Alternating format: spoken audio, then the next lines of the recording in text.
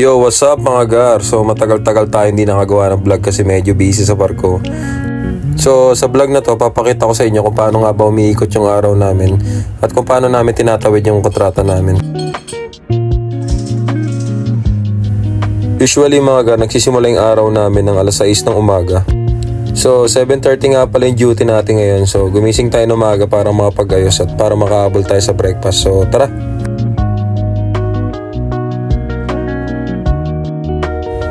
Isang mabilisang breakfast lang mga gar. Kasi kailangan natin bumalik ng restaurant para makapag-setup. Saka mission plus na rin.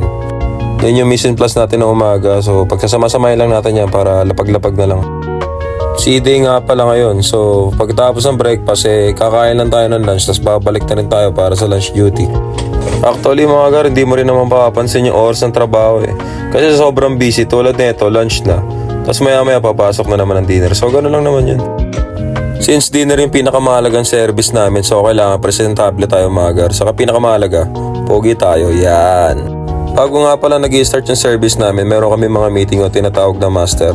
So kailangan mo rin magbasa-basa ng menu, syempre para at least alam mo yung siniserve mo.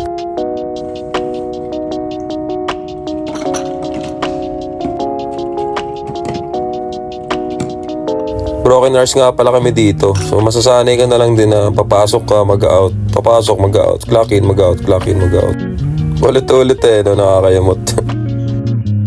Sa wakas tapos ng araw natin mga gar. Alas 11 na nga pala dito, medyo na-late tayo kasi maraming tao sa resto. Kailangan din kasi namin i-set up yung resto para sa susunod na service para bukas breakfast. So wala tayong choice kundi umuwi ng late. Ganun lang kasimple mga gar. So ganun lang usually ang gumiikot yung araw namin. Pero yung ganun na yan, nakakapagod yan, maniwala kayo. So pahinga muna tayo para makaligo na rin at makapagpahinga. Let's go! Sa ginagawa namin mandaragat ay lumalabas kapag may libreng oras. Madalas namin pinupuntahan yung mga mall para bumili ng mga pansariling pangangailangan. Lalo-lalo na yung mga siyempre mga pampasalubong natin pag uwi. Yan.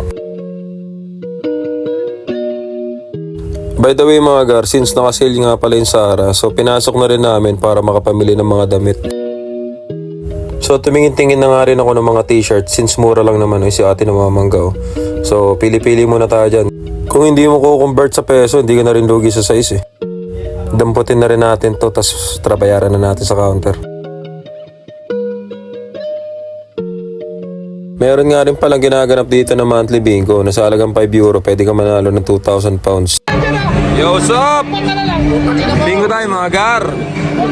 So sa mga panahon na to, hindi ko alam kung kasali kami o pampuno lamang.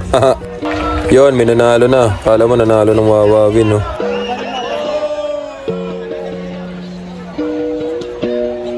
Meron nga rin pala ditong PS para dun sa mga gamer na namimiss maglaro. So laro lang kayo dyan. So meron din gitara na pinapairam sa mga musikero.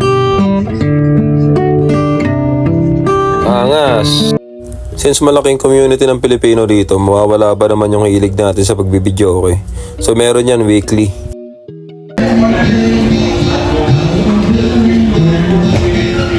Ito rin yung madalas sa times na nagkakasama-sama kami para mag-relax syempre. Sino ba naman ang ayaw na malamig ng beer pagkatapos ng bakbakan ng trabaho?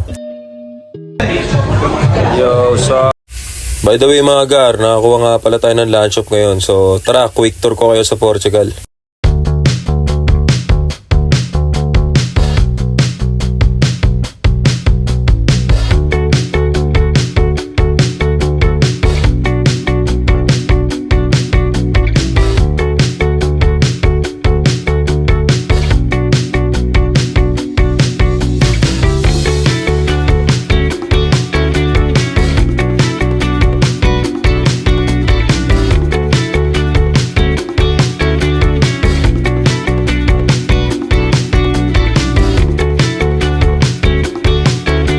So meron din kaming overnight na mga port. So ibig sabihin yan, mag-i-stay yung barko hanggang kinabukasan.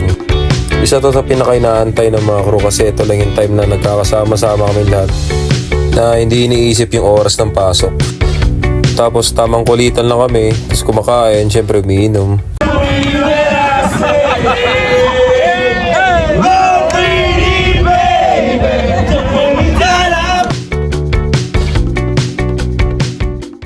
Kapag maaga naman kami natatapos at maganda ang panahon, Siyempre hindi mawawala yung pagbabasketball. Ligas na sa ating mga Pinoy naglalaro ng basketball pag nakakita ng court. Saka maganda rin yan, nakapagpapawis kahit papaano. Tinawag namin tong game na to na Inter Kapampangan League kasi puro kami Kapampangan. Shoutout nga pala sa mga taga Pampanga dyan, mga kabalin! So ito nga pala yung lowlights ng laro namin. Since walang highlights, puro lowlights lang. Tara panoorin natin.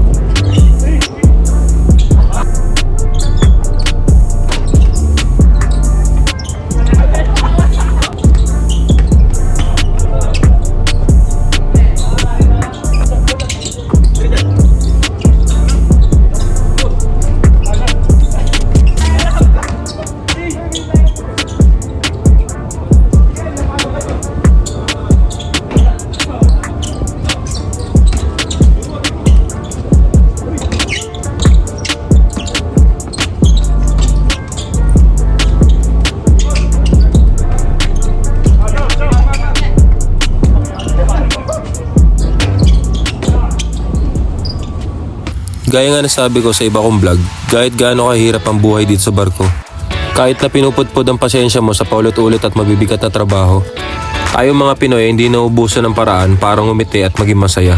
Mapa sa kanya-kanyang kinahiligan o sa loob ng trabaho, hindi tayo maubusan ng rason para itawid ang lahat ng ito.